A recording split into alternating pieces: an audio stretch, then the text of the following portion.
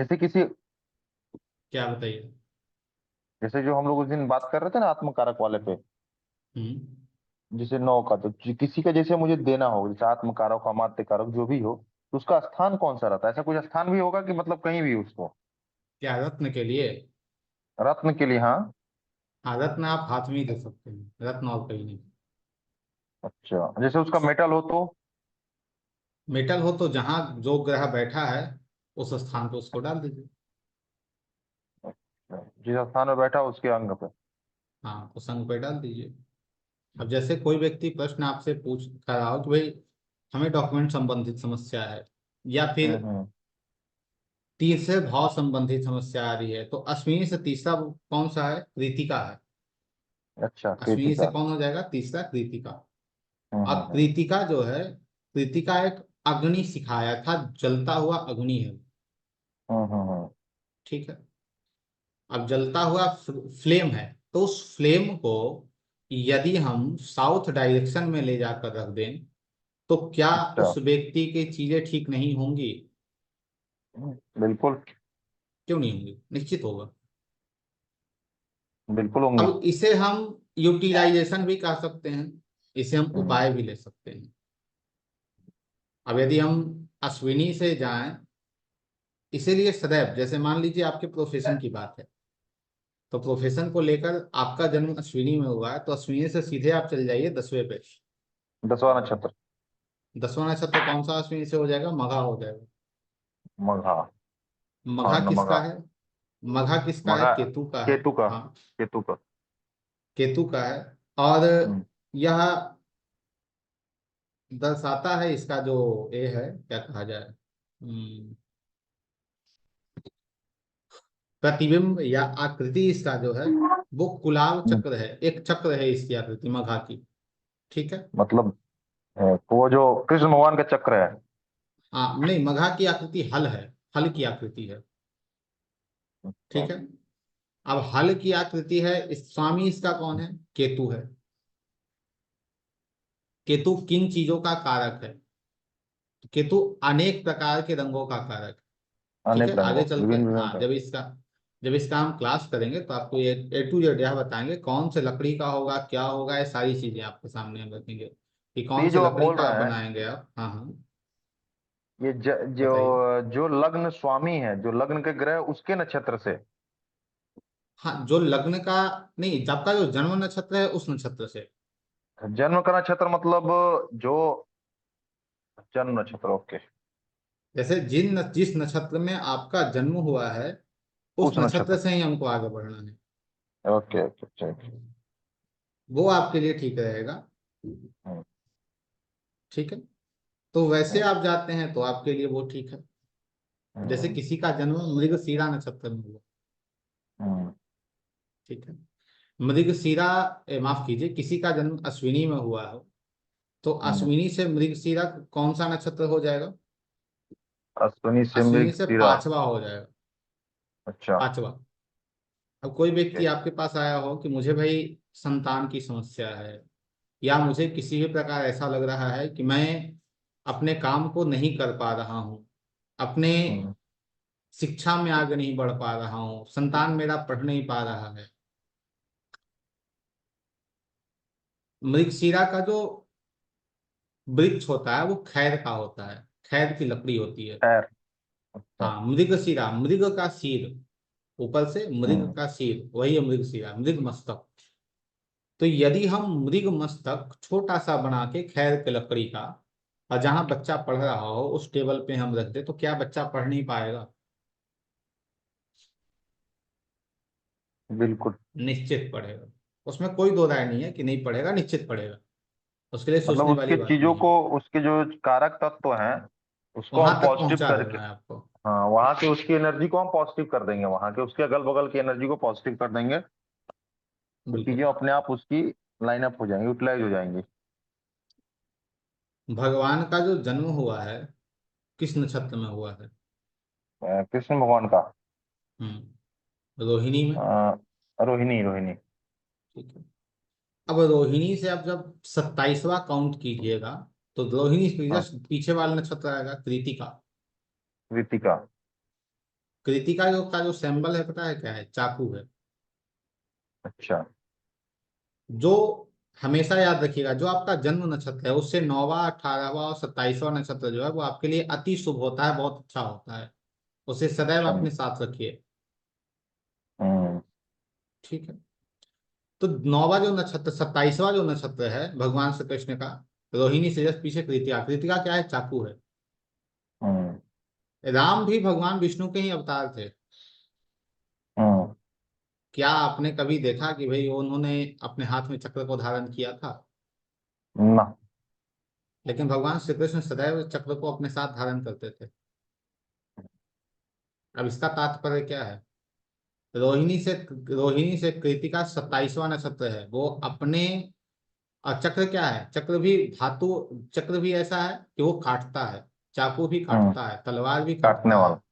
काटने वाला। ठीक है। हम्म। फिर भगवान का जन्म रोहिणी रोहिणी में हुआ है। रोहिणी से जब आप चौथे नक्षत्र पे जाएंगे, तो चौथा नक्षत्र कौन सा है बताइए? रोहिणी के बाद मृगशिरा, मृगशिरा के बाद आद्रा, आद्रा के बाद पूर्णवसु। अदरक। अच्छा, पूर्ण वस्तु। पूर्णवसु।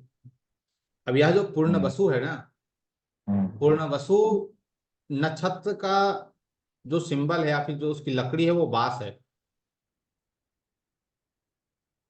बांसुरी भगवान कौन राम सी? का।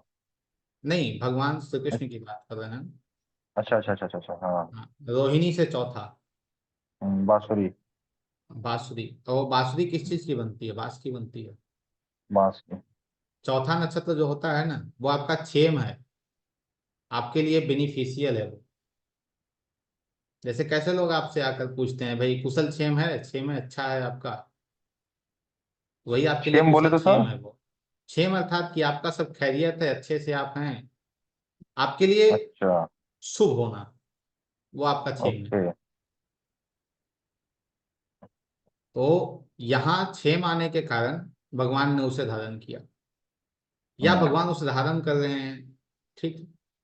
तो कुछ भी प्रकृति में हो रहा हो, कोई भी एक छोटा सा पौधा भी हो, आप हम्म। उसे इंटरलिंक ज्योतिष से कर पाएंगे, वो अच्छे तरीके से इंटरलिंक होगा। और नक्षत्र को जब वास्तु से आप जोड़ेंगे, हम्म। जैसे चौथे नक्षत्र की हम बात करें, ठीक है, तो यदि कोई व्यक्ति जो है जिसे धन ये गाड़ी शांति नहीं मिल रहा हो, तो अश्विनी में जन्म है। अश्विनी से चौथा हम्म। नक्षत्र कौन सा हो गया? रोहिणी हो गया। अश्विनी रोहिणी। रोहिणी की जो आकृति है एक रथ की आकृति है। अच्छा। रोहिणी नक्षत्र किसका है? चंद्रमा का है। आप फिर चंद्रमा। इसे, हाँ, फिर इसे आप मैच कर पा रहे हैं कि चंद्रमा का नक्षत्र रोहिणी और चौथा ही क्यों? चौथी राशि है रोहिणी। चौथी राशि कर्क है, जो जो उसका स्वामी चंद्रमा है। कर्क कर्क राशि। उसका भी स्वामी चंद्रमा है। हम्म। अब इस कर्क अब इस रोहिणी अर्थात रथ जो है, अब इस एक रथ की आकृति जो सफेद कलर का हो, उसे हम नॉर्थ ईस्ट में लगा देंगे तो क्या हमें शांति नहीं मिलेगी घर में? अब इसके पीछे एक और प्रश्न आपका आ सकता है कि क्या सर हम पूरे घर में 27 पेंटिंग लगा दें? हम्म। बिल्कुल नहीं। आपको जब जिस चीज की आवश्यकता पड़ रही है, आप उसका उपयोग वही करेंगे। वो आपको, आपके लिए बेनिफिशियल है, अच्छा है। तो इसका भी तो जैसे दशा महादशा के हिसाब से ही चलेंगे इसको भी तो। हाँ, आप महादशा को लग्न बनाइए, उसके बाद चलिए, बहुत अच्छा आपके लिए। महादशा को लग्न बनाएंगे तो नक्षत्र भी चेंज हो जाएंगे। नहीं, नक्षत्र कैसे चेंज हो जाएंगे आपका? मतलब महादशा को लग्न यदि लग्न टेक्निक जैसे आपने बताया था लग्न टेक्निक से, तो हम्म। आपका जैसे उसमें तो लग्न चेंज हो जाते हैं। तो लेकिन जो आपके जो जन्म नक्षत्र जो है वो, भले हम किसी भी टेक्निक को यूज करेंगे, लेकिन जो नक्षत्र में हम उसको जन्म नक्षत्र से ही लेके चलेंगे। जैसे जन्म नक्षत्र यदि हम नहीं ले रहे हैं, मान लीजिए, हम्म। क्या हम लग्न कुंडली से लग्न को बदल सकते हैं कभी भी? नहीं, वो तो बदल नहीं पाएंगे हम। वो तो बदला नहीं जा सकता है। वैसे ही इसे भी नहीं बदला जा सकता है। अब जैसे लेकिन। आपका कहना है, जैसे आप कह रहे हो बिल्कुल सटीक है। जैसे मान लीजिए हम हम्म। महादशा से लेके चलते हैं इसे, जैसे महादशा भी हमने कहा कि महादशा को लग्न हम बना लेते हैं, तो कुंडली हम्म। विपरीत हो जाएगी, चेंज हो जाएगी। अब जब हम्म। महादशा, जब वो इन किया है, जब महादशा इन किया है, उस वक्त आपका चंद्रमा किस नक्षत्र में था? अच्छा। ठीक है, जब इसे आप कभी यहीं स्थगित रखिए, क्योंकि जब इसे हम तिथि प्रवेश पढ़ेंगे ना, तिथि हम्म। तिथि प्रवेश जो कुंडली है उसे पढ़ेंगे, तो आप इसे बहुत अच्छे से रिलेट कर पाएंगे। क्योंकि जब तिथि प्रवेश आपका होगा, उस वक्त चंद्रमा जिस नक्षत्र में होगा, उस नक्षत्र से आप ले सकते हैं, आप इससे भी ले सकते हैं। लेकिन सबसे बेहतर आपको एक स्थान से मिलेगा। जैसे हम काल पुरुष कुंडली को कभी नहीं बदल सकते हैं, वो मेष राशि का ही बनेगा, वो कभी बदला नहीं जा सकता है। वैसे ही हरिओम। आप, हाँ वैसे ही आप जन्म नक्षत्र से भी वैसे ही आप रखेंगे, जन्म नक्षत्र को आप नहीं बदल सकते। जैसे सबसे घातक नक्षत्र आपके लिए होता है तीसरा। हम्म। तीसरा जो है जन्म संपत विपत है, आपके लिए विपत्ति है वो। हम्म। फिर सबसे घातक आपके लिए होता है पांचवा, वो प्रत्ययी है आपके लिए, शत्रु है आपका। उससे भी सबसे घातक होता है सातवां, बध है आपके लिए, जब आप कोई शुभ काम करने जा रहे हैं। ठीक है, जैसे आपने हम्म। कभी देखा होगा, हम्म, एक मिनट देखने से बेहतर है कि आपको हम बता दें कुंडली के अंतर्गत। जैसे आपने कभी देखा होगा कि कोई व्यक्ति, जिसका, जो व्यक्ति आज मंदिर दर्शन करने गया हो और मंदिर दर्शन करके लौट रहा हो, और लौटते के कर्म में ही पता चले कि भाई वह जो व्यक्ति है ना, सो कहीं गिर गया, हम्म। कहीं चोट लग गई, अर्थात उसके फल जो है अच्छे नहीं उसे मिले। ठीक है, फल उसका हम्म। उसे अच्छा नहीं मिल पाया। अब उसके पीछे भी हम्म। रीजन रीजन यही होता है। कोई व्यक्ति अभी पूजा करके उठा हो कि भाई पूजा किए हैं, आधे घंटे बाद उसका एक्सीडेंट हो गया। हम्म। ठीक है, देखिए, ये जो जन्म कुंडली है, इस व्यक्ति का जन्म हुआ है आद्रा नक्षत्र में। इस व्यक्ति का कहाँ? जन्म आद्रा में हुआ है। कहाँ? आपको आपको नहीं कहाँ दिख रहा लिखा है है? क्या? हाँ,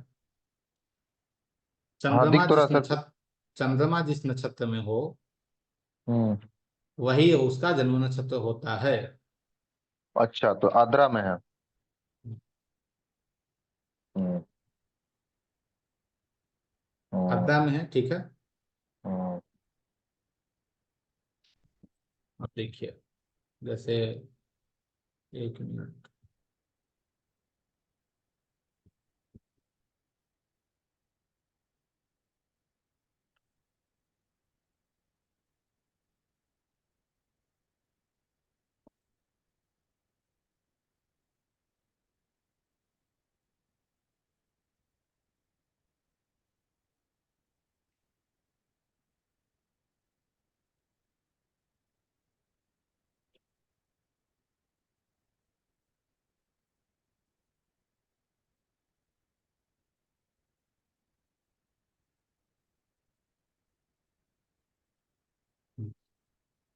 यह जो अभिषेक जी हैं, ये दर्शन करने हम्म। गए थे 17 तारीख को, 18 को लौटते वक्त इनका एक्सीडेंट हुआ।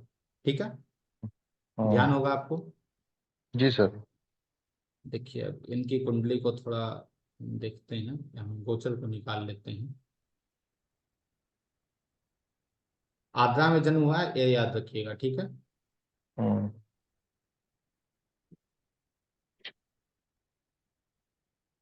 17 मई 2024। हम्म। ठीक है, चंद्रमा किस नक्षत्र में थे, यहाँ उत्तर देखिए, फाल्गुनी। उत्तरा उत्तर फाल्गुनी। फाल्गुनी। हम्म। आद्रा से जब आप जोड़िएगा, तो आद्रा के बाद पूर्वा पूर्णवसु, पुष्य, अश्लेषा, मघा, पूर्वा फाल्गुनी, उत्तरा फाल्गुनी, एक दो हम्म। तीन चार पाँच छः सात, सातवां नक्षत्र है।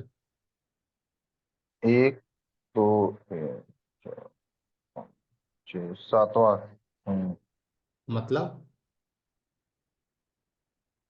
ये जो, जिस दिन भगवान का दर्शन किए हैं ना, उस हम्म। दिन इनका कौन सा नक्षत्र चल रहा था? सातवां, बध बध का नक्षत्र था, मृत्यु का नक्षत्र था। हम्म। इसमें इन्होंने भगवान की पूजा की। 18 तारीख को क्या हुआ? एक्सीडेंट हो गया।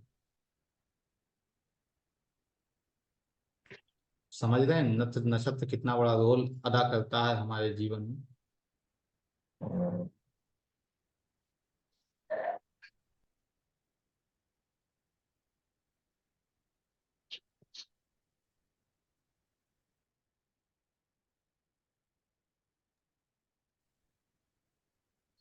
तुम तो एकदम बीच में बनी हुई की।